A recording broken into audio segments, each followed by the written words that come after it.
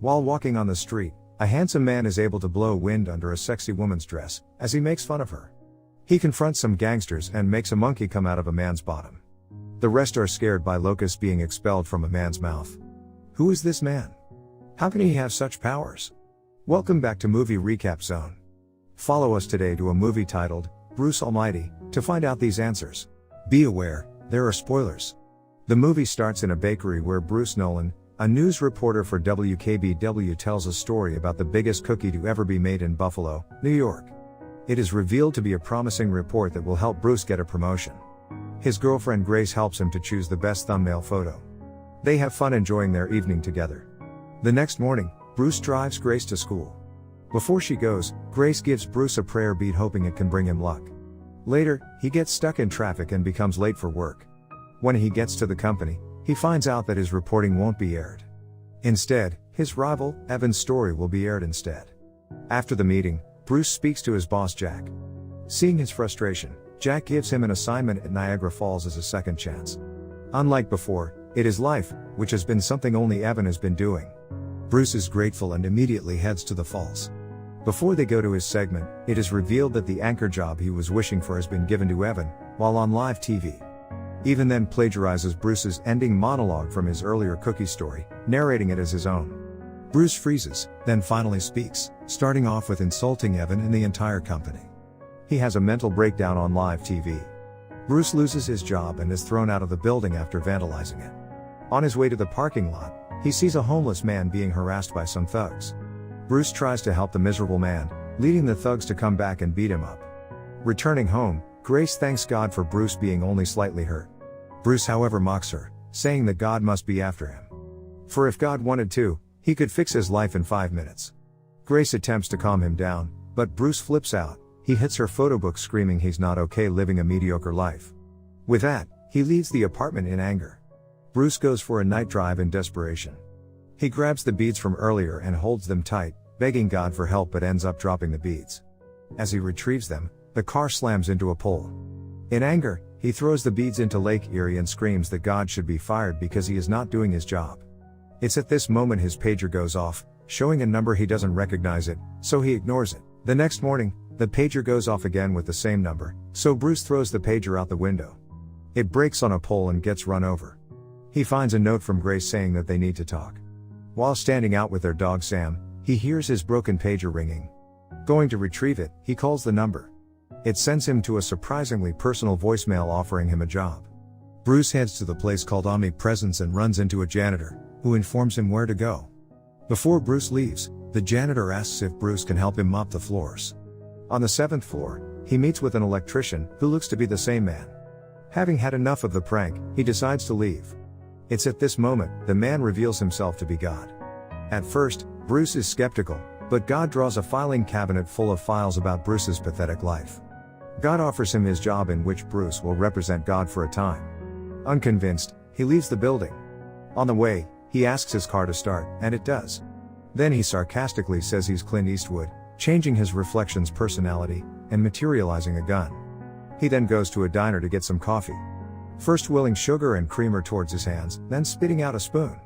He finally starts to believe and uses his new powers to part his tomato soup like the Red Sea. God then materializes, spooking Bruce. Now, Bruce believes in God and the two begin to go over some rules. First, he cannot tell anyone he's God. Second, he cannot interfere with free will. Other than that, he can do anything. He then notices that God has walked with him on Lake Erie, and God picks up the prayer beads he had thrown away. God tells him he is going on a vacation and leaves the rest up to Bruce to handle. Bruce then goes about testing his powers. He sets off a fire hydrant, blows wind under a woman's dress, then materializes clothes onto himself. He also finds the thugs who had beaten him up previously, and makes a monkey come out of the butt of a man. The thugs run away, but not before Bruce unleashes locusts on them. He then stands atop of a building, proclaiming confidently his new powers as God. Later he comes home happy, kissing Grace passionately. He then uses his new powers to charm Grace. He erases the clouds, pulls the moon closer to Earth, and creates new stars. He even gives Grace pleasure in varying degrees. The night ends in bliss. The next morning, there are news reports about tidal shifts caused by Bruce's bringing the moon closer to Earth. Bruce is awakened to the sound of voices in his head. He's able to suppress them, and as Sam almost relieves himself in the house, he makes Sam pee in the toilet like a human. He then pulls Grace down for a kiss, eats breakfast, and leaves home to get his job back. He gets into his 280Z, revs the engine, and peels out in a new Celine S7. When he sees traffic, he forces all the cars out of the way and speeds past. He arrives at a police dog training park. A rival station notices him and mocks him for his live mental breakdown, telling him there are no stories to cover there. Then one of the dogs starts digging and discovers the body of Jimmy Hoffa. The rival station crew tries to get their camera, but Bruce locks the doors and gets the exclusive. Then he gets the rival crew in a lot of trouble by making a ton of marijuana materialize in their car. With his exclusive, he returns to WKBW victorious, and goes to talk with Jack, who offers him his job back. Bruce then uses his powers to generate more breaking news. He causes an asteroid to crash into Buffalo, earning him the title of Mr. Exclusive. While working to get Anchor, he sends Grace and her sister Debbie out for a spa day. Grace lets her know that later that night, they have a reservation at a fancy restaurant. Debbie believes that Bruce is going to propose. Bruce, in the meantime, uses his powers humiliating Evan on live TV. Later that night, at the restaurant, Bruce and Grace are having dinner. Bruce then confesses that he can't wait any longer. He gets down on one knee and instead of proposing, he tells her that he got the anchor position. Grace is obviously disappointed but tries not to show it. Then the voices come back to Bruce, becoming so loud that he can't hear Grace. He exits the restaurant and closes his eyes. When he opens them, he has been transported to Mount Everest with God. Bruce asks what the voices are, and God tells him those are prayers. In the week he has had powers, he has not helped anyone but himself. He then tells Bruce he should take the job a bit more seriously. Later, Bruce creates an organization system to answer the prayers. First with file cabinets, then sticky notes, then finally a website to answer them all. With over 1 million prayers unanswered, he tries typing yes to as many as he can. He comes to find he cannot answer them fast enough and decides instead to answer all with a yes. Bruce arrives at a party for his anchor position but Grace isn't present. He calls her up and begs her to come. Using his powers, he gets Sam to persuade her to come to the party. Bruce tries calling her again when Susan, his soon-to-be anchor partner, comes in and asks why he is all alone. She asks how their relationship is, and then makes a move, kissing him. At that moment, Grace arrives at the party and sees them kissing. She leaves and tells Bruce they are finished. Bruce then ends the party by setting off all the sprinklers. He then finds out that over 1,100 people won the lottery due to him answering people's prayers with a yes. God then materializes, and Bruce lets him know that Grace left him. Wondering if she will come back to him, God asks him if he would take her back under the same circumstances. He asks how he can force love onto someone without affecting free will, but God has no answer. At Debbie's house, Grace awakens to the alarm clock playing a message about forgiving Bruce. Then as she goes for a run, she sees Bruce plus Grace, forever carved into the trees. More signs appear to her, while she is working at the daycare. While she is tending to one of her children, Bruce shows up. He tells her he misses her and asks her to take him back. She however doesn't forgive him. He tries to override her free will, changing her mind. As he begs her to love him, she tells him she did and walks away. During his first anchor broadcast, there is news of a sports team winning a championship, the first time in 22 years, which sends the fans into a riot.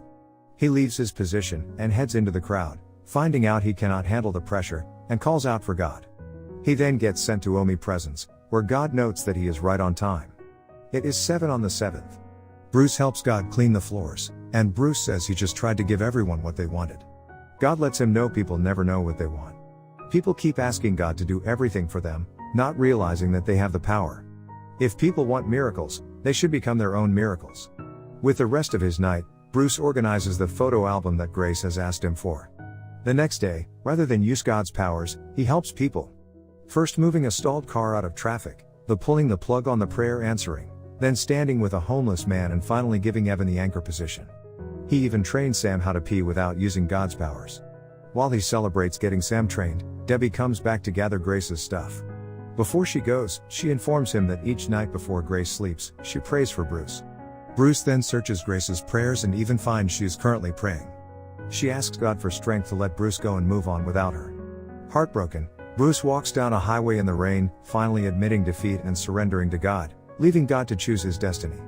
While he kneels in surrender, a truck comes and hits him, sending him to heaven. God lets him know that Bruce has a divine spark, the ability to bring joy to the world. With his last moments, God gives him the prayer beads back and asks Bruce to pray. At first, his prayers are grand but finally prays for Grace to find happiness and to find someone that will love her as much as he does. God commends his prayer, then hits him in the chest, not once, but twice. The shock awakens Bruce, and he comes back to life on Earth. He then awakens in a hospital, with a doctor telling him someone in heaven must like him. He then notices the blood he is getting was donated by Grace. Grace then comes into the room examining him. She wanted to be upset with him, but seeing him hurt has changed her mind. As he embraces her, Bruce notices the prayer beads have been left in his hand.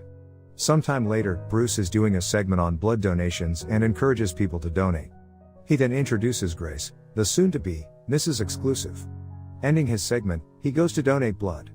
We then see the homeless man revealing himself to be God. I hope you guys enjoyed this video. Hit that like button if you did, subscribe if you're new. And at last, I'll say stay well, stay safe, thanks.